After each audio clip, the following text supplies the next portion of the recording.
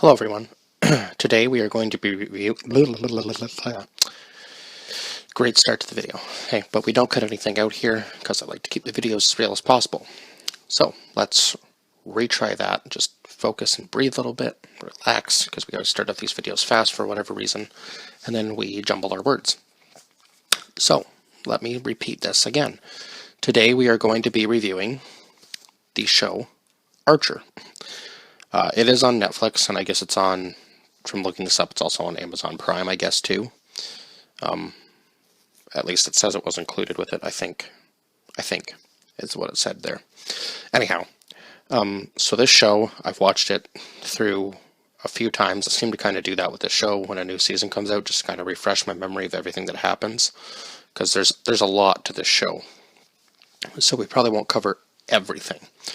But the main premise of this show is following a guy, well, I guess not necessarily just him, but the main character of the show is obviously this character named Archer, Sterling Archer, and we find out later on in the show that his full name is Sterling Mallory Archer, and his mother did not raise him well at all. She basically left him with,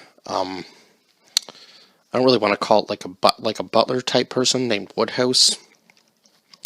And I guess Woodhouse basically kind of raised him because his mother was obviously an agent back in the day, and now he is an agent, and they work for this company called ISIS. Now I don't know if they ever say it in the show what ISIS actually stands for. They might. I can't remember now.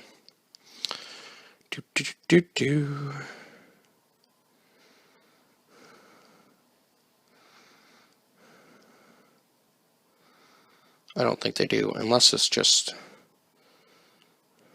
no, an international spy agency. Yeah, it doesn't say anything about what ISIS actually stands for. Anyway, they do work for this spy agency called ISIS. So the core group is these people here, and I'll name off the actors just so you know who's voicing each character. And the one funny thing is that most of the characters are very close. Some of them are very similar in looks, at least, and some of them are similar in likeness, but not necessarily in looks. But I guess obviously for the show, they did change a little bit. But if you've ever seen any of these actors in other shows, you would know that it is very, very similar to how they are, how they are in the, their likeness in this show is very similar to their likeness and how they carry themselves in other shows. This one's just animated instead. That's where I was trying to go with that. The only one that is way off, because obviously having a secret agent and Archer being the main character, he's supposed to be like this suave, kind of top of the line, asshole-ish, but also charming and smooth with all the ladies, obviously.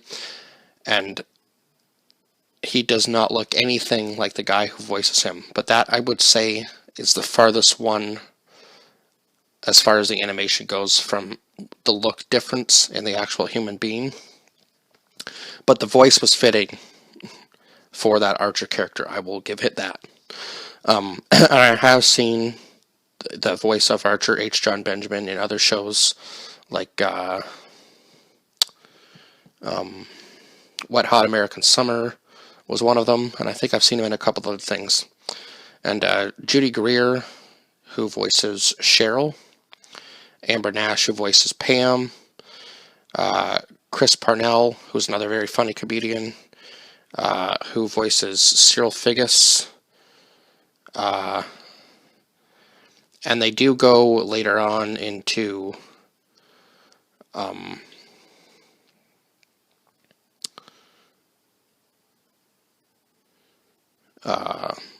like this dreamland type thing when Archer gets into a coma, but we'll get into that in a little bit here. So people do actually, I guess, voice more than one person, because I see here that he actually voices Bob Belcher. My God, I can't even remember who that character was in the show. Couldn't have had a very big part. Oh, right, Bob Belcher from Bob Burgers. Because there was a crossover episode, which was kind of actually funny, because, yeah, I guess so. Yeah, if you've ever seen Bob's Burgers, that's who H. John Benjamin voices in that show is Bob, the owner of the burger shop. So there you go. That just came to my head as soon as I said that. But so Judy Greer also voices in the beginning of the show. Her name was actually Carol, I think, but she changes it to Cheryl, and then she changes it to Carol again. And I guess at one point she was Charlotte in Dreamland too, and I believe she was actually Cheryl Dean at one point in the season 5, I think it was, where it was Archer Vice, and once they get shut down, they're selling cocaine. Once ISIS gets shut down by the CSI, by the CIA, they end up having to become drug runners to make their money, although that does not go successfully at all. But we'll get into that season because it's one of my favorites in a little bit here. Amber Nash voices Pam, right? Chris Parnell voices Cyril Figgis, Fuchs, and Cutrat. Now, I don't remember who that character was, but obviously this was all a Dreamland, right? So,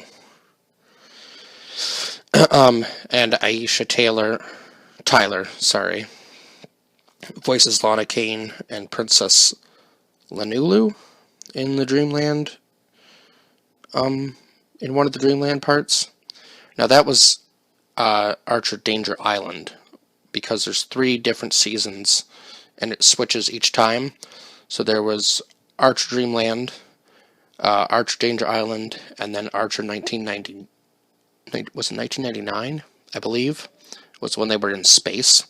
So all the characters actually kind of get these weird changes throughout those 3 seasons. And Jessica Walter voices Mallory Archer. And Mallory Archer. Just with 1 L and 2 L's. It's so funny. I think they might have done that on purpose, maybe. But anyhow.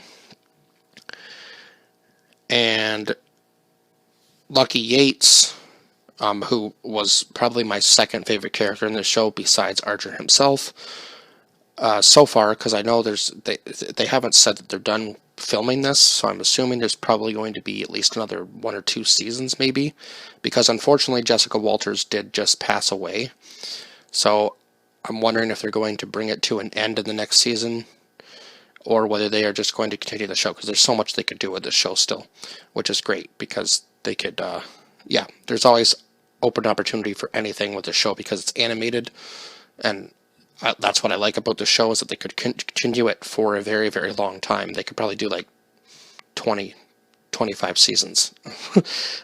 Seriously, they could. So Lucky Yates voices Dr. Krieger, who is the clone of Hitler, and he does all these crazy experiments throughout the show.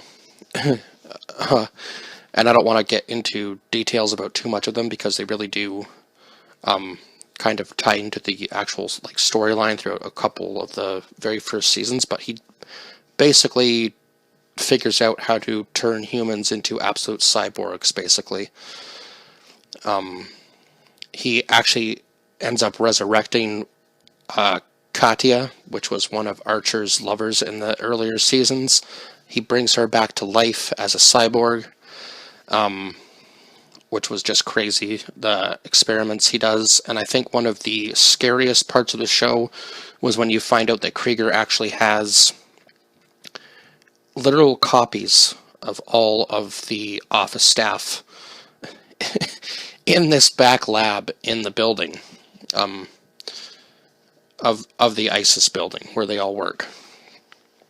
So obviously, and then he also voiced Crackers in one of the dream sequences, and then Adam Reed voices Ray Gillette and Capitan Ray Gillette in one of the dream sequences as well, and Dave Willis voices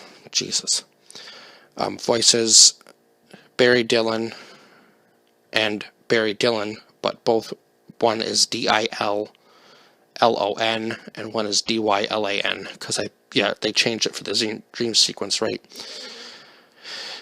And I guess there was actually a few voices for Woodhouse. George Coe, for part of it, was Woodhouse and the Pope, and then Tom Kane came in and was Woodhouse and Hans Hussar, and Jeffrey Tombard was Len Trexler, and then there's another character too that's cut off a little bit. And there was a whole bunch of like guest actors that were obviously on this show. Like right from Keegan-Michael Key to Maggie Wheeler, Christian Slater. God, what's another good one here? Gary Cole, David Cross, Patton Oswalt, Fred Armisen. There's a whole bunch. J.K. Simmons. I'm just reading off some of the ones that I really recognize here. Michael Gray. Wow, there was quite a few. John O'Hurley. I believe let me see here. She's got to be on here. Oh, Ron Perlman. I didn't even know.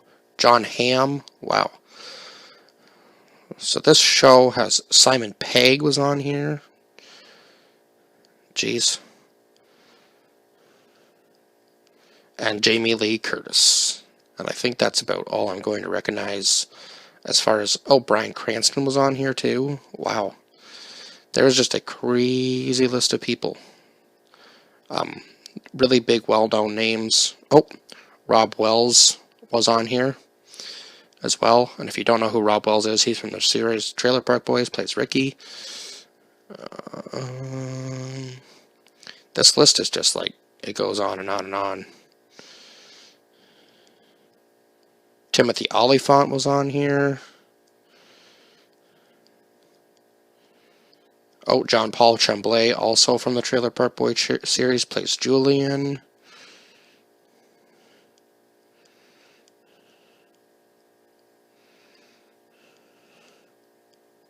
Wow. Just a crazy... I don't think this list is going to end. Oh, Burt Reynolds, yes, because Mallory does date Burt Reynolds at one point in time. And Archer's one main, like, hero in this movie is Burt Reynolds. He talks about him all the time in the earlier seasons. And also he talks a lot about Kenny Loggins. Because one of Archer's favorite catchphrases is, "Danger Zone." So, if you've ever seen this show, yes, you would know all about that. But yeah, quite a crazy list of obvious guest stars. So, where was I? Oh yes, I was going to talk about... So obviously all of these people have their own downfalls. They are all clearly very addictive in their own ways, and they all have serious psychological issues. But they are, at the end of the day, they do come together as a group, and they are able to work together. So I'm just going to find the name of the woman that ends up making Archer go into the Dream series, because... Okay. So, where was I? Yes. So, Lana and Archer were together before the show even starts. He ends up sleeping with basically everybody in the office, including Cheryl and Pam. And Archer and Lana end up getting back together at one point. Cyril was with Lana at one point. Cyril sleeps with Cheryl and Pam too at some point. He also ends up sleeping with Mallory. It shows that at one point. So yeah, it's just a crazy... It's almost like it just gets so weird at some points in time. But anyway, they are very good at what they do, despite their downfalls. And one of the funnier seasons was obviously season 5, one of my favorites, where they do end up having to do the drug running, and Pam becomes absolutely addicted to cocaine, and she ends up losing all this weight because of it, because I'm pretty sure that's about all she ever did. And that entire season was just cocaine. I don't think she ate very much food.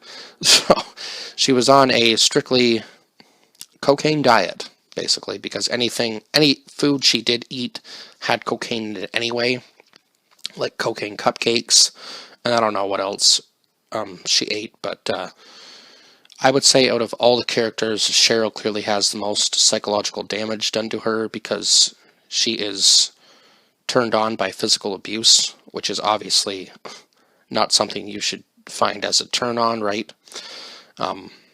Quite clearly, but she does, because I think Archer actually messes these people up more than anything else, because he slept with her first, and he kept calling her Cheryl. And I think that's mainly what maybe set her off, in a way. Obviously, she had her own quirks and problems. But, who is it here?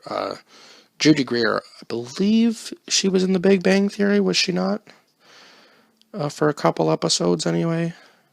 If I'm remembering correctly. Or am I thinking of somebody else? Big Bang Theory, when did that start? Oh, we're going way back, if we're gonna go Big Bang Theory, I guess. 2008. It was not that early, was it? I guess she wasn't. I thought she was. I thought she appeared on an episode. Oh yeah, she did. Yeah, she did. Okay. Okay, I thought so. So yeah, I have seen her in something else too.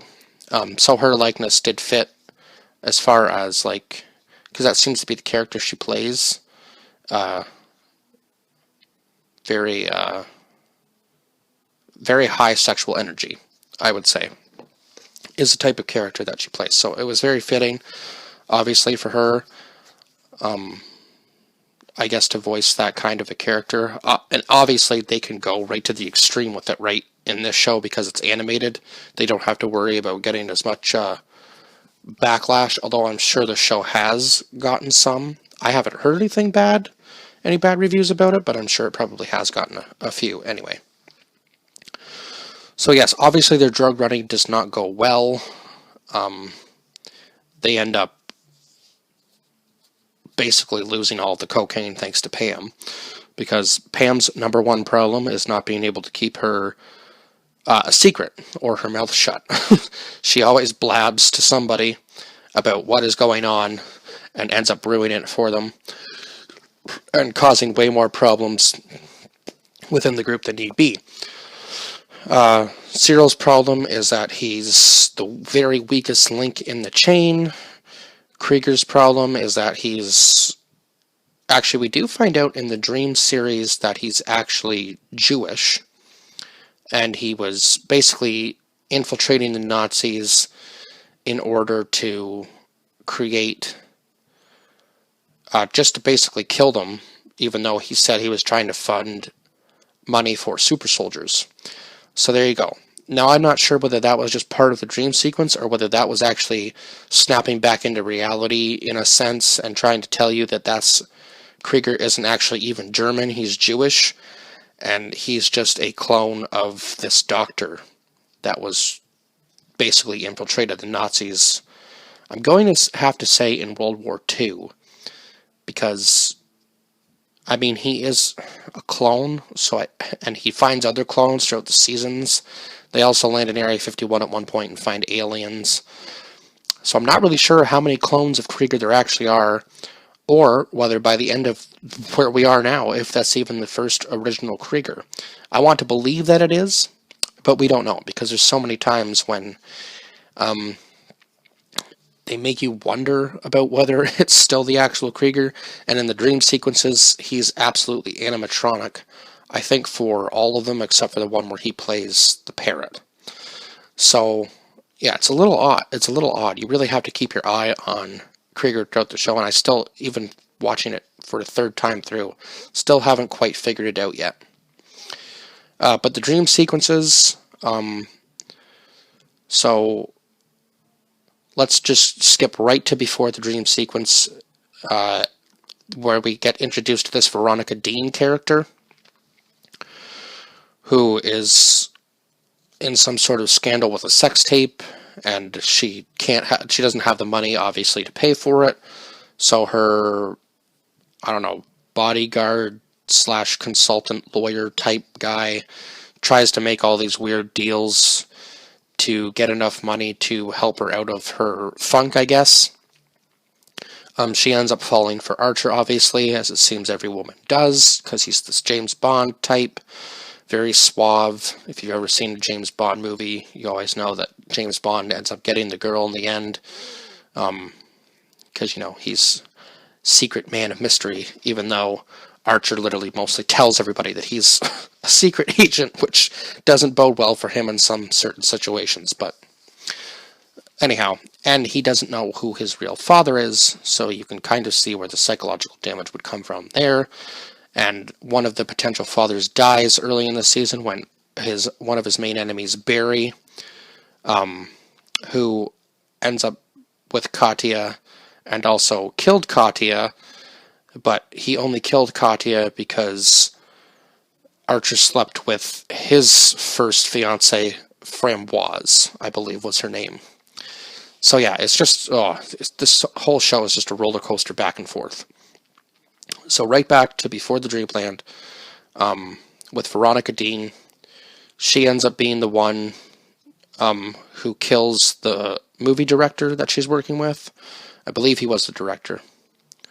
He had something to do with the movie. I believe director was what it was, if I'm not mistaken, or at least it was his project, his film project. Let's just go with that. And she ends up killing him. So then when Archer finds out, she ends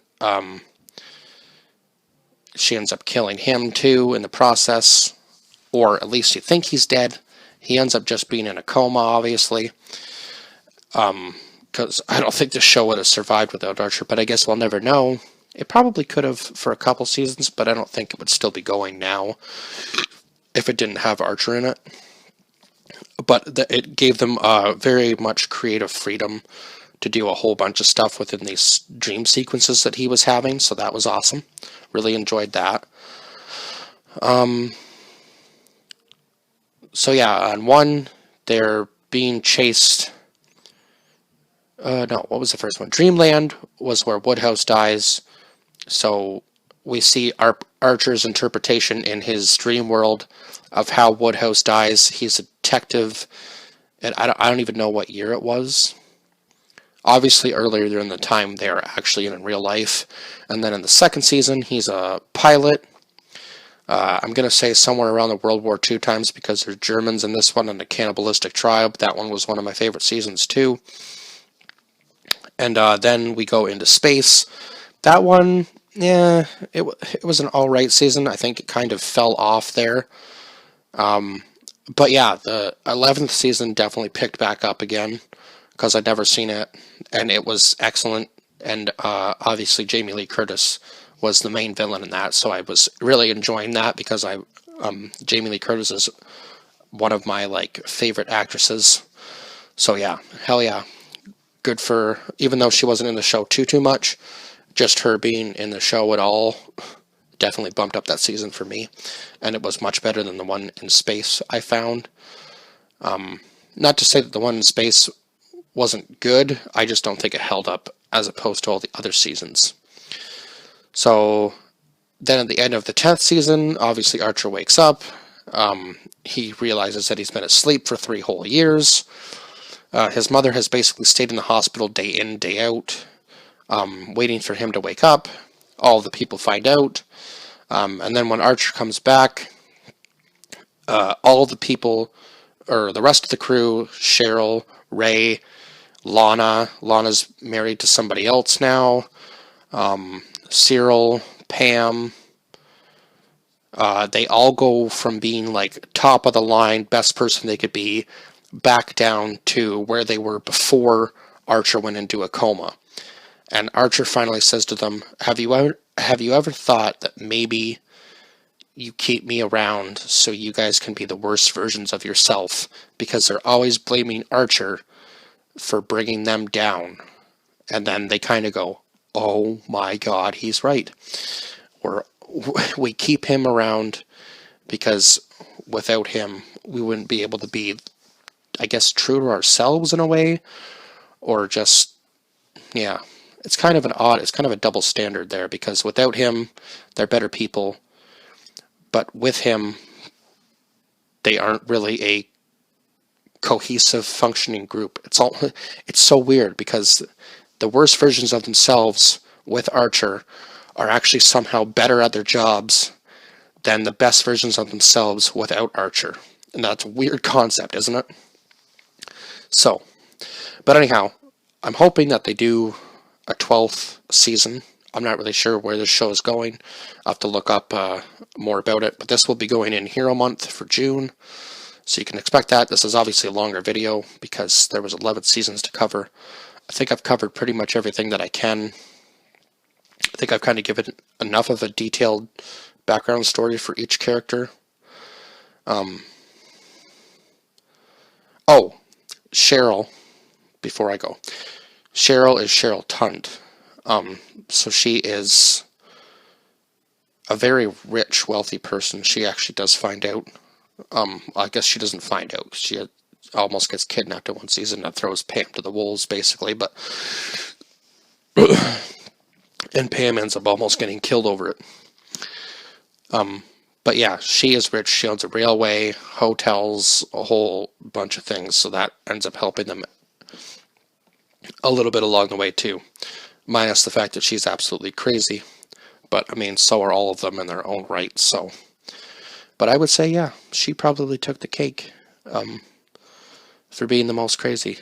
I would say it was probably Cheryl, Krieger, Pam.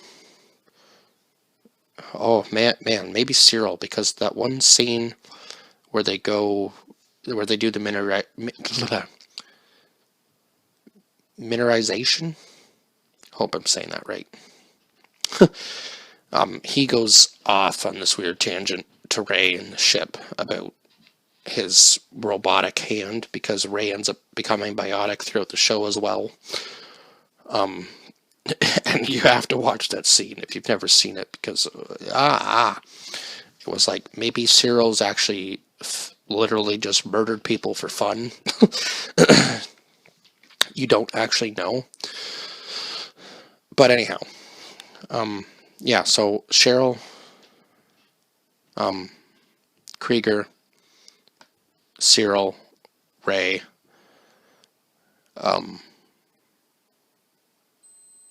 Archer, Mallory, definitely Barry, and then I'm going to say Archer. I think Archer would be the least insane person, because it's almost like he knows he's, not all there. So, yeah. But anyhow, 10 out of 10 for the show for sure.